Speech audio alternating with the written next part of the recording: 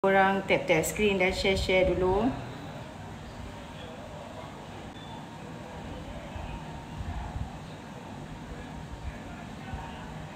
Waalaikumsalam Java Ghaffar. Hai semua, Assalamualaikum warahmatullahi wabarakatuh. Tap-tap screen dan share-share kepada walaung-walaung semua. Saya tahu kamu ada strategi baru, jangan duk gelojoh sangat kan. Mentang-mentang lah puak depa tu tak erti nak berhujah secara ilmiah, dia nak masuk rumah orang, nak buat provokasi dan sebagainya. Hai serius bah. Waalaikumsalam Syarul. Hai Jaifuddin. Jailuddin ke Jaifuddin? Jailuddin. Waalaikumsalam. Hai Syaufi. Waalaikumsalam. Hai Muhammad Habib Ibrahim. Hi Daniel Lau. Daniel Lau, isn't it? Muhammad Nazir, Waalaikumsalam. Okay, tap-tap screen dulu dan share-share. Ada beberapa perkara lah. Kita nak komen berkenaan dengan yalah, isu-isu semasa lah kan. Yang sekejap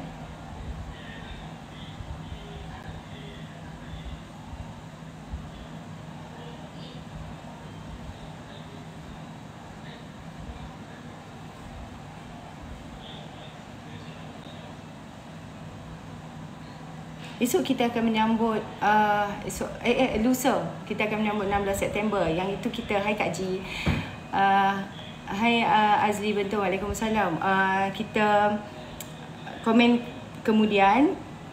Tadi ada orang nak naik tadi, dia dah lari ke? Nampaknya dia dah lari dah. Saya positif itu adalah walauns, kan biasalah dia mula-mula dia nak naik itu, motif dia mungkin, hai Danisha, mungkinlah saya rasa motif dia tidak lain dan tidak bukan adalah untuk ganggu penerangan kita, sebab dia akan awal-awal ni dia akan request naik untuk bertanya soalan-soalan yang nak suruh kita layan dia lah khususnya kan. Okay,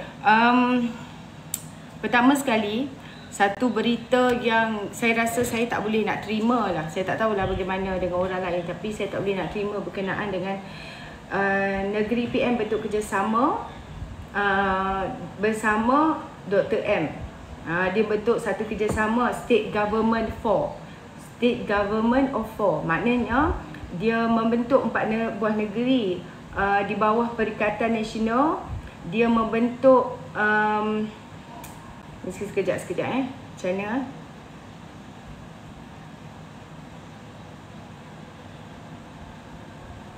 Dia mewujudkan kerjasama antara negeri dikenali State Government 4 ataupun SG4 di bawah Perikatan Nasional. Dan Menteri Besar Terengganu Datuk Seri Ahmad Samsuri berkata kerjasama yang melibatkan Terengganu, Kedah dan Perlis telah dipersetujui untuk diwujudkan pada 2 September lepas. Dan kerjasama strategik mengikut bidang kuasa 4 negeri ini akan memfokuskan kepada pembangunan ekonomi dan penaiktarafan rakyat di negeri terbabit dengan mengenapasi aset, kekuatan, kerjasama strategik dan sebagainya yang boleh dilaksanakan, ujarnya melalui satu kenyataan di sini hari ini. Okay, first of all, apa yang terlintas dalam fikiran saya bila saya baca satu berita seperti itu, first sekali adalah ini tidak lain dan tidak bukan adalah daulah terpendam. Cubaan untuk mewujudkan negara dalam negara, a state within a state, inner state. Dan ini menyanggahi semangat persekutuan Malaysia. Dan puak-puak ini, thank you Daniel, puak-puak ini mengharu-birukan masyarakat, menghuru-harakan, memecah belahkan. Besok lusa tak mustahil mereka mewujudkan presiden dan PM mereka sendiri untuk gabungan deep state dalam 4 negeri itu. To challenge the present government. It never happened before. This is the first time ever. Nampak gayanya Atuk Saka telah terlalu terdesak sampai mengagung-agungkan Atuk Saka ni yang Tok Lebay sedang buat sekarang ini. Inilah jenis gila kuasa ni. Gila kuasa banyak jenis, tapi ini adalah satu jenis gila kuasa. Untuk pengetahuan semua. Yes, Mahdi is the mastermind. Nampak tak peranan Mahathir sekarang ini? Dan kenapa tidak Muhyiddin? Kenapa tidak Muhyiddin yang jadi penasihatnya? Kenapa Mahathir yang jadi penasihatnya? Nampaknya Perikatan Nasional tak anggap negeri yang mereka takbir sebagai sebahagian daripada Malaysia. Yes, ini seperti sengaja menanam benih perpecahan. Walaupun duduk persoalkan kenapa bergaduh dalam live dan sebagainya, Melayu bergaduh sama Melayu dan sebagainya, tetapi korang ni mengadakan 4 negeri SG4 ni, dia seolah-olah menanam benih kebencian. Apa mereka dapat dengan buat macam ni? Kalau mereka rasa cukup kuat, tapi bukankah ini mendahakai titah yang di-Pertuan Agong mahukan rakyat bersatu padu? Kalau dah begini tak mahu hormati kerajaan pusat akan datang, janganlah nak peruntukan atau sebagainya daripada kerajaan pusat. Ataupun dah ada dana, Jahanam. Memang Jahanam lah guys. Jahanam negara kita ada pembangkang macam ni. Esok dikatakan ada demo. Gerakan Selamatkan Malaysia. Okeylah nak berdemo pun, kita hormat hak bersuara. Tapi puak-puak kerajaan buat demo bersih dan reformasi dulu. Tidaklah kami ni nak melawan, nak jadikan negeri yang di bawah PH atau sebelum ini sebagai negeri yang satu gabungan untuk membentuk gabungan yang berlainan dengan kerajaan persekutuan. Nak selamatkan Malaysia daripada apa sekarang ni? Mereka kata daripada kerajaan sedia ada. Apa alternatifnya? Zaman PN, korang nak tunjuk korang ni protes berkenaan dengan kes Zahid. Tapi yang dalam Perikatan Nasional pun tak kurang dengan yang akan jadi kerasa mahkamah, yang telah pun menjadi kerasa mahkamah. Betul tak? Masa mereka menjadi kerajaan, 100, macam semalam kita katakan, daripada 156, hanya satu yang dapat didakwa dan telah pun ke penjara. Yang lain bebas lepas atau bebas tanpa lepas. Teruk sangat prestasinya di situ. Dan kalau kita lihat, in future bagaimana? Kan? Selamatkan kita di tangan Perikatan Nasional. Kita melalui zaman gelap masa Perikatan Nasional menjadi kerajaan satu masa dulu. Sekarang ni ekonomi teruk satu dunia. Kalau kita tukar kerajaan pun, India tetap larang ekspor beras dia. Satu dunia yang rasa kesan dia. Dan saya nak tahu, adakah kalau PN jadi kerajaan hari ni atau besok, dia orang boleh settle? Zaman dia orang dulu, apa benda yang boleh settle? Tak ada benda yang boleh settle. Harga minyak 1 kali ganda naik minyak masak. Maka selamatkah kita kalau mereka kembali berkuasa, kita lihat bendera putih dinaikkan, bendera hitam dinaikkan. Dan selepas itu katalah, oh dah tak COVID, pasca COVID. Masa Ismail Sabri menjadi Perdana Menteri, itu pun dah ada MOU dengan Pakatan Harapan. Kalau tak ada MOU, kita tak tahu apa jadilah. Jadi kalau nak ranakkan negara, memang boleh biarkan puak-puak ini. Tetapi puak-puak ini sengaja nak cabar undang-undang, sengaja nak pecah belahkan. Itu yang kita nampak hari ini. Thank you Rizwan Rossi for the trophy. Semoga murah rezeki. Dan inilah saya katakan, puak-puak yang tidak bertanggungjawab ini. Atuk tu dah hilang majoriti dah pun. Untuk apa lagi korang nak sokong Atuk Saka tu? Dia sebenarnya nak menyelamatkan tengkuk dia sendiri. Dari nanti berkenaan dengan Pandora Papers, apa semua terbongkar. Dia nak selamatkan tengkuk dia, tapi yang selamatkan dia hari ni siapa? Selama berpuluh tahun korang duk lawan dia, duk kata ni jahat lah, maha Fir'aun lah, apalah. Inilah bagi saya politik yang tidak fatonah 4 buah negeri ni. Dan untuk mewujudkan kerjasama atau mufakat demi membela nasib rakyat di negeri berkenaan, negeri-negeri itu Terengganu, Kedah, Perlis dan Kelantan. Bekas Perdana Menteri yang telah usang, yang telah lapuk, Atuk Saka ni pakai seluar pun dah londeh dah, dicadangkan akan menjadi punah sihat secara tidak rasmi dengan pengalaman dan kononnya hubungan diplomatik dengan negara luar, kononnya Jepun dan Korea. Diperkirakan oleh Mahathir ni dapat membantu negeri-negeri yang berkenaan dalam aspek pelaburan lah katanya. Idea tu baik, tapi ia tidak kena dan nampak songsang. Mengapa? Thank you Scorpio. Mengapa mereka atau individu yang mencambahkan idea berkenaan begitu lemah sekali daya fikir dan tindakan politik mereka?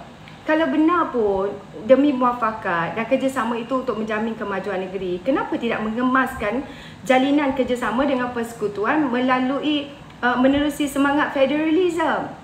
Tidak dapat saya cari logik sebenarnya kumpulan 4 buah negeri yang mundur daripada negeri-negeri yang maju di bawah kerajaan persekutuan ini mendekati atau lebih percaya kepada Atuk Saka berbanding dengan Anwar Ibrahim yang kini jadi Perdana Menteri Malaysia. Di mana kewajaran pembangkang berbaik dengan musuh kerajaan berbanding dengan kerajaan sendiri. Tidakkah ini tak ada sifat patriotik kepada negara itu sendiri? Kalau ikut logik dan mereka ini ingin merealisasikan semangat federalism yang sering dituntut itu, mereka patut berjumpa dan berbincang dengan Datuk Seri Anwar Ibrahim, bukannya dengan Atuk Saka. Sebagai Perdana Menteri, tentu Datuk Seri Anwar Ibrahim lebih tepat dan memberi kebaikan kepada 4 negeri itu berbanding dengan apa yang Mahathir buat. Datuk Seri Anwar dilihat lebih proven berbanding dengan Atuk Saka yang hanya ada tangan kosong berlengas dengan, saya tak tahulah nak letak apa. Kalau saya tak najis sekarang, kerana gagal mencari logik itu, saya nampak cadangan untuk melatih punah sihat iaitu Atuk Saka ni sebagai mempertajam lagi hubungan pembangkang dengan kerajaan lah. Kerja itu bukan ke arah sejahterakan politik negara, dia tapi memecah belahkan, menghuru-harakan. Itu yang kita nampak.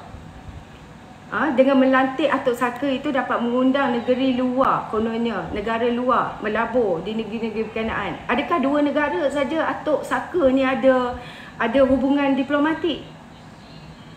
Bagaimana dengan negara-negara lain? Lemah sangat Atuk Saka kau ni. Takkan Korea dengan Jepun aja. Anwar belum-belum negara luar nak melabur US, Kanada, China, Indonesia, banyak lagi, Vietnam, banyak lagi lah kalau nak sebut, Thailand, Brunei. Tapi Atuk Saka bawa 2 aja. Lemahnya Atuk Saka. 22 tahun tu 2 aja yang kau boleh ada hubungan diplomatik. Lemahnya. Aku ingat Atuk Saka ni 22 tahun campur 22 bulan, dia ni power gila weh. Tapi rupanya 2 je dia boleh bawa pelabur daripada Korea ataupun Jepun. Itu je. So weak. Come on lah, Atuk Saka is 22 years of Prime Minister of Malaysia. Isn't it? So why so weak? Anwar ni daripada Turki, daripada Arab Saudi, daripada negara-negara Timur Tengah, negara Europe, daripada negara ASEAN. Berlumba-lumba nak datang ada hubungan diplomatik dengan Datuk Seri Anwar Ibrahim. Tapi Atuk Saka ada 2 saja. Korea, Jepun. Itu aja yang dia boleh bawa. Kenapa tak bawa daripada Turki sekali? Takkanlah. Kenapa sebagai seorang ulama takkan tak boleh bawa daripada Arab Saudi kot pelaburan? Takkan tak boleh bawa daripada Qatar? Ulama. Betul. Takkan tak boleh bawa kot. Relax lah kan. Disebut juga dengan melantik itu mengundang negeri luar untuk berlabur lah. Jadi mereka perlu tahu pelabur luar yang ingin melabur ke negara ini perlu mendapat kelulusan dan memenuhi syarat tertentu yang telah ditetapkan oleh kerajaan persekutuan, guys. Bukan bermakna pelabur dari luar boleh diundang secara langsung ke negeri berkenaan tanpa melalui apa prosedur daripada pihak persekutuan. Cerdik sikit. Dia nak tipu siapa? Kecuali lah secara tidak sah lah, secara curi-curi ke, seperti mana berlaku di salah sebuah negeri pembangkang hari tu. Pada saya, rancangan itu lebih kepada projek politik tak puas hati lah. Bila mereka ni adalah orang-orang yang tersakiti, mereka akan buat langkah-langkah sebagai orang yang sakit, sebagai orang yang telah ditolak rakyat, sebagai orang yang telah gagal untuk berkuasa, tebuk atap, tebuk dinding, tebuk lantai, tebuk jamban, apa-apa je lah. Kesian dekat dia orang ni. Dah tua-tua meroyan nak jadi Perdana Menteri. Atuk Saka tu aku rasa kalau korang bagilah peluang sekali lagi, dia nak jadi itu. Sebab itulah kita nampak terlalu terdesak mereka ini sampai mereka buat keputusan untuk bentuk kerjasama SG4. SG4 nama dia, State Government. Tak apa-apa. State government konon kan, daripada Korea, daripada Jepun. Kenapa tak sebut US ke, UK ke, China ke, France ke, Italy ke? Tak ada kerjasama ke? Tak ada diplomasi ke? So I feel very sorry for Walaun lah, dan juga lebay-lebay. Kerana selama berdekat-dekat kamu telah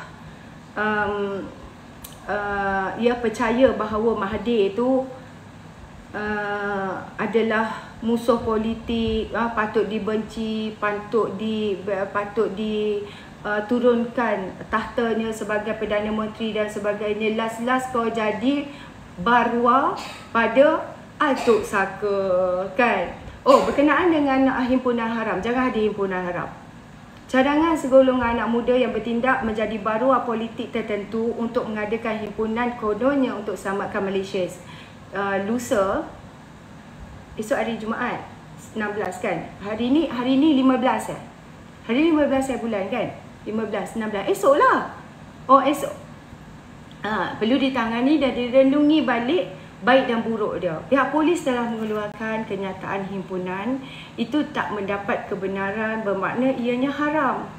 Jika himpunan itu diadakan, sudah pasti polis akan bertindak, termasuk menangkap penganjur dan para demonstrasi juga. Hari ni Jumaat, esok la ilaha illallah, aku lupa dah hari ni Jumaat. Yalah, betul lah, tak kerja hari ni, tidur pagi tadi. Dengan mengambil iktibar dan sejarah sewaktu tunjuk perasaan itu, era reformasi yang diadakan setiap Sabtu, ramai demonstran yang ditangkap dan dimasukkan ke dalam lokap. Jadi yang kena charge, yang minta jaminan 1,000 hingga 3,000. Kalau anda ditangkap besok, anda sediakan 1,000 hingga 3,000 ringgit. Jangan pula esok peristiwa itu berulang. Jadi kepada kawan-kawan kita yang sedang mendengar sekarang, kalau korang terpanggil untuk berhimpun dan berarap, fikir 2 kali agar tidak memudaratkan diri anda. Dan kita berharap pihak polis bertegas demi keamanan dan kestabilan negara. Okay? Jadi kita nampak setahun selepas Mahathir kapirkan PAS, Mahathir kini jadi penasihat negeri-negeri PAS. Hanya setahun lepas 16 September 2022, selepas Mahathir amalkan takfiri belajar daripada PAS yang dulu kafirkan UMNO, kini PAS lantik punah sihat pada 14 September 2023. Tersenyum saya sambil minum kopi pagi tadi. Lucunya takfiri PAS dan juga Atuk Saka ni. Saya ingat, banyak ingatan Nabi Muhammad SAW. Siapa yang kafirkan saudaranya yang Muslim, maka dialah yang menjadi kafir. Kini kalau kita tengok pemikir-pemikir takfiri bergabung bentuk pasukan Ahzab Hulu untuk lawan Madani. Ibarat Ahzab kepung kerajaan Madinah.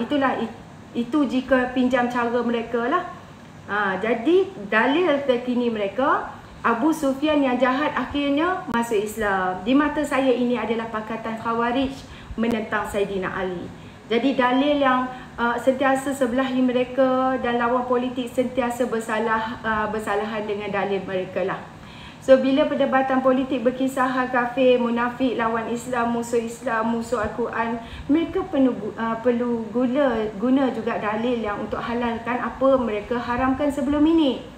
Dan aktiviti menjual agama ini untuk kepentingan dunia berleluasa inilah masuk penunggang agama. Jadi jika debat idea ekonomi polisi untuk bersaing berlawan dianggap bukanlah hal akidah tapi maslahah. Jadi kononnya negeri-negeri mereka ni, 4 negeri ni tak perlu PMX untuk bangunkan negeri. Yang diperlukan adalah punah sihat. Kan? Jangan nampak sangat tengah mengoyakkan diri. Okey, silakan. Apa? Awal lagi, setengah jam lagi. Okey, hello, Assalamualaikum Syarah. Cakap kuat sikit, tak dengar. Cik Syarul, silakan. Hello. Cik Syarul. Cik Syarul. Hello. Kemana hilangnya? Ya dah saya tutup nak bercakap ke tak nak cakap tu ke nak terjun. Kalau nak terjun bagi tahu saya nak countdown. Jadi depa sengaja tak apalah. Jadi pasca PRU ke-15, PRN 2023 dan PRK Pulai lepas simpan jeram terjun. Aku sajalah dekatkan nak suruh dengar kan sebab tak ada suara. Kita nampak bunga-bunga perpecahan dah dibawa ke politik Malaysia ni. Terus melebar. PN wujudkan deep state dengan atuk saka menjadi punah sihat mereka dan masing-masing dikenali sebagai PM dan Presiden Gaib. Dan state within a state atau negara haram dalam sebuah negara yang dipimpin oleh satu kerajaan di bawah raja berperlembagaan.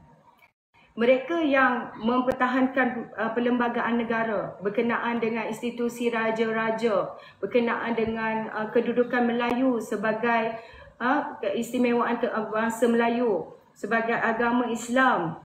Jadi jika mereka nak mewujudkan a state within a state ataupun negara haram ini, lebih signifikan pembentukan SG4 ni diumumkan menjelang hari ulang tahun penubuhan Malaysia ke-60 pada 16 September esok. Apakah saya nak tanya, perkembangan ini baik untuk negara dan rakyatnya, melainkan ia bakal melebarkan jurang perpecahan di kalangan rakyat. Bahkan pemisahan secara sempadan fizikal, teritorial. 4 negeri ini seolah-olah membentuk pemerintahan tersendiri. Kalau kamu nak bentuk thank you Farida man, membentuk pemerintahan tersendiri, kamu tak perlulah minta peruntukan daripada kerajaan persekutuan.